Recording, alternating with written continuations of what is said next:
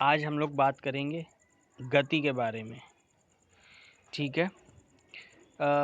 तो पहले हम बताएंगे कि किसी वस्तु की स्थिति को किस प्रकार व्यक्त किया जा सकता है।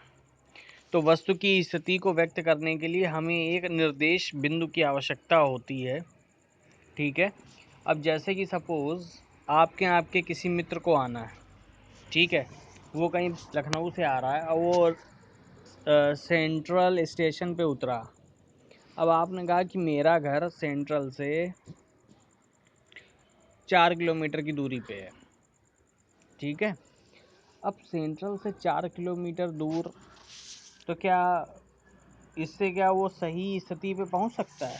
अब जैसे ये मान लीजिए कानपुर सेंट्रल है, कानपुर सेंट्रल। अब कानपुर सेंट्रल से 4 किलोमीटर की दूरी, ठीक है। 4 किलोमीटर इधर भी हो सकता है, 4 किलोमीटर इधर भी हो सकता है, 4 इधर भी हो सकता है, 4 इधर भी हो सकता है। तो 4 किलोमीटर मतलब कहीं भी हो सकता है। ठीक है। तो क्या अगर हम इस भरोसे चलें कि सेंट्रल से हम 4 किलोमीटर चले जाएं और आपको आपका घर क्या आपके मित्र को मिल सकता है? नहीं मिल सकता है। ठीक है। तो उसके लिए हमें एक पर्टिकुलर एक दिशा भी बतानी होगी कि 4 किलोमीटर उत्तर या 4 किलोमीटर दक्षिण में 4 किलोमीटर या पूरब में 4 किलोमीटर या पश्चिम में 4 किलोमीटर। तब हम बिल्कुल करेक्ट पोजीशन पे, सपोज आपका घर ये है, अगर हम इसको पूर्व दिशा मान लें, अब हम ये बोलें कि 4 किलोमीटर पूर्व दिशा में है, तो ये जो है ये एग्जैक्ट पोजीशन होगी हमारे घर की। ठीक है। इसको हमने फ़िलहाल पूरब माना है, तभी हम पहुंच सकते हैं। तो ये जो हमने बताया है कि 4 किलोमीटर सेंट्रल स्टेशन से 4 किलोमीटर पूरब। ठीक है।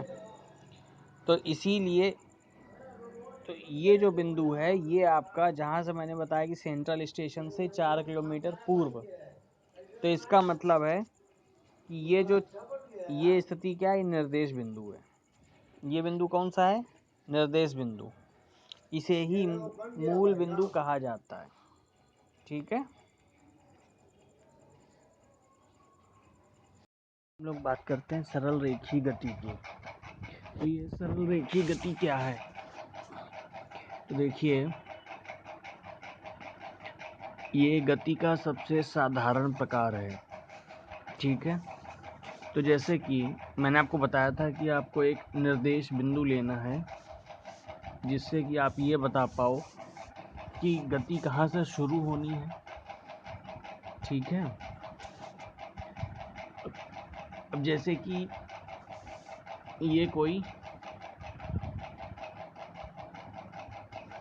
ये इसका निर्देश बिंदु है, यहाँ से गति प्रारंभ हो रही है। ठीक। तो कोई भी वस्तु है वो यहाँ से चलना प्रारंभ हुई, यहाँ तक गई, फिर उसके आगे फिर आगे और आगे गई। ठीक। उसके आगे फिर सी बिंदु तक गई। ये सपोज 5 है, ये भी 5 है और ये 2 है। ठीक है। तो O से C तक ये चली गई, तो ये सरल रेखा में गई है। तो कुल दूरी की अगर हम बात करें तो कुल वस्तु द्वारा चली गई दूरी कितनी है? तो 5 + 5 + 2, ये हो जाएगा 12। अब 12 किलोमीटर या मीटर जो भी, जैसे 12 किलोमीटर मान लें। ठीक है। तो ये कुल दूरी हो गई। तो वस्तु ने कुल दूरी जो चली वो 12 किलोमीटर चली। ठीक है। लेकिन अगर हम बात करें विस्थापन की, देखिए 2 चीज़ें होती है, एक दूरी होता है और एक विस्थापन होता है। तो अगर इस केस में देखें, विस्थापन क्या होता है? विस्थापन बेसिकली होता है, विस्थापन बेसिकली एक जो है वो अंतिम बिंदु और प्रारंभिक बिंदु के बीच की एक निश्चित दिशा में तय की गई दूरी होती है। ठीक है, एक निश्चित दिशा में तय की गई दूरी होती है। ठीक, तो प्रारंभिक बिंदु तो आपका ये है ए, ये प्रारंभिक बिंदु है और ये आपका अंतिम बिंदु है। तो अंतिम बिंदु माइनस प्रारंभिक बिंदु एक निश्चित दिशा में, तो ये देखिए ये एक निश्चित दिशा है, सीधी दिशा, ये एक निश्चित दिशा है। अगर ये कुछ ऐसा वैसा ऐसा ऐसा होता तो ये जो है निश्चित दिशा ना होती। ठीक, ये एक निश्चित दिशा है।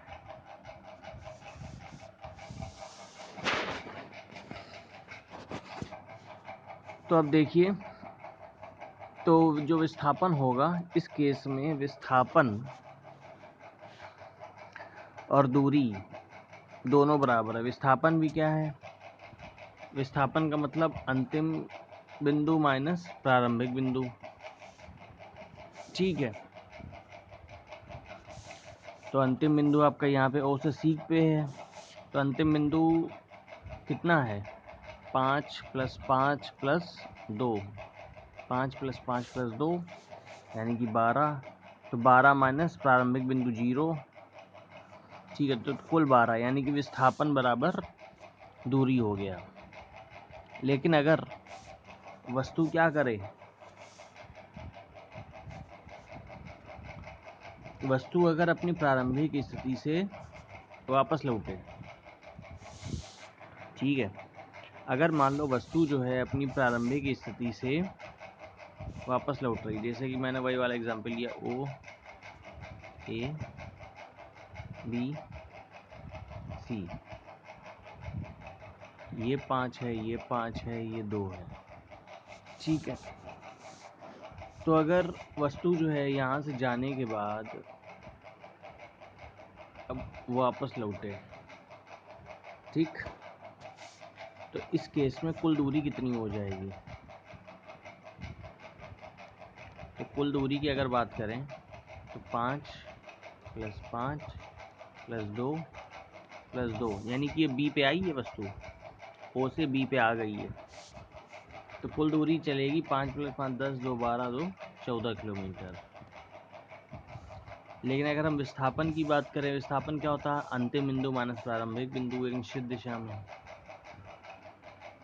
तो देखो विस्थापन क्या होगा,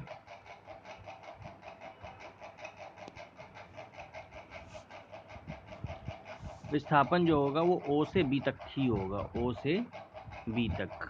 भाई अंतिम बिंदु वो यहाँ पे है, तो ओ से बी तक, तो ओ से बी तक की दूरी कितनी है 5 + 5 यानी कि 10।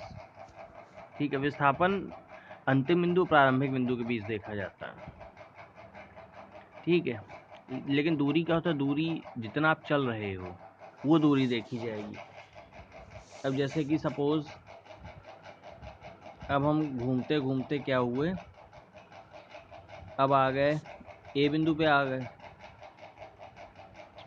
तो कुल दूरी कितनी हो जाएगी 5 + 5 + 2, अब यहाँ तक तो 2, फिर यहाँ से 2 2 इधर कवर किया, फिर 5। ठीक है, यानी कि ये हो जाएगा आपका 5 × 5 = 10, 2 12, 2 14, 5 19 किलोमीटर। कुल उसमें कितना चल लिया 19 किलोमीटर।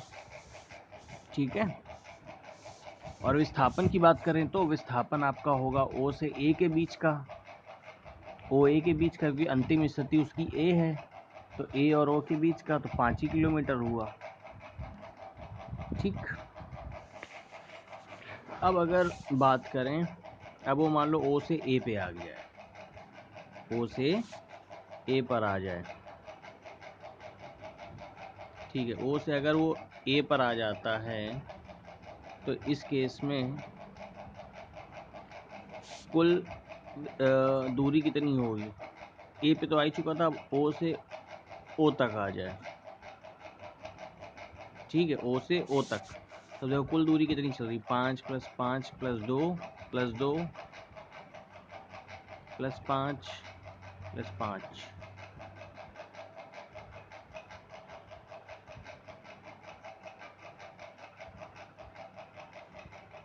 ये बराबर हो जाएगा 24 किलोमीटर। बात समझ में आ रही ना। अब विस्थापन हम क्या देखें, अगर हम विस्थापन की बात करें तो विस्थापन कितना होगा, प्रारंभिक स्थिति माइनस अंतिम स्थिति, तो प्रारंभिक स्थिति ओ थी, अंतिम स्थिति माइनस प्रारंभिक स्थिति, अंतिम स्थिति ओ थी माइनस प्रारंभिक स्थिति भी ओ है, ठीक है। तो अगर आप देखो तो वो वस्तु जहाँ थी वहीं आ गई, तो उसका विस्थापन क्या हो गया, 0। लेकिन दूरी की बात करें तो दूरी उसकी 24 किलोमीटर हो गई, लेकिन विस्थापन क्या हुआ, 0। बात समझ में आ गई, ये क्लियर है बात। तो ये आपको इस वाले एग्जाम्पल में यही बताया गया है। ये देखो, दो विभिन्न भौतिक राशियों दूरी एवं विस्थापन का प्रयोग वस्तु की पूरी गति प्रक्रिया को व्यक्त करने में तथा दिए गए समय में वस्तु की प्रारंभिक स्थिति के सापेक्ष अंतिम स्थिति ज्ञात करने में किया जाता है। ठीक है, जो क्रियाकलाप दिए गए हैं इनको आप करिएगा, ठीक। कल हम लोग और आगे बात करेंगे।